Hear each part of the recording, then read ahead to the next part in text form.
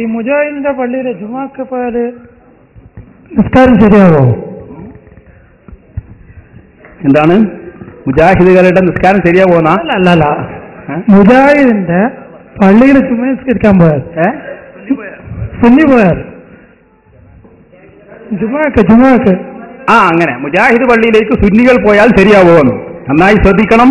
അവിടെ ഒറ്റയ്ക്ക് നിസ്കരിക്കുകയാണ് വേണ്ടത്. പോലത്തെ നിസ്കാരം തന്നെ ആകുന്നില്ല. കാരണം എന്താ? ആദ്യം തന്നെ വന്നിട്ട് അല്ലാഹു അക്ബർ, ഇതാണല്ലോ ഒന്നാമത്തെ വചനം.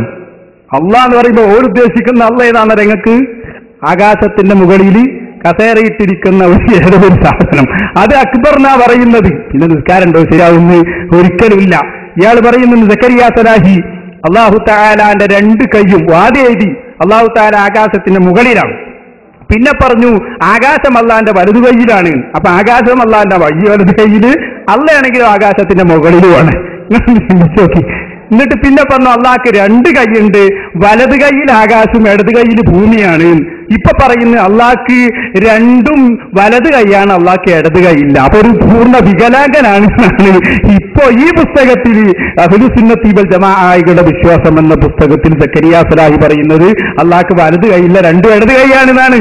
ഇങ്ങനെ ഉള്ളുണ്ടോ? ഇടത് കൈ ഒരു ഭാഗത്ത് മാത്രം ഏതെങ്കിലും ബിംബങ്ങളെ കണ്ടിട്ടുണ്ടാവും. അപ്പൊ ചെറുപ്പം മനസ്സിലാക്കി ഞങ്ങൾ അള്ളാഹുയാണ്. അതുകൊണ്ട് അല്ലാഹു അക്ബർ എന്ന് പറയുന്നത് തന്നെ അസ്ഥാനത്താണ്.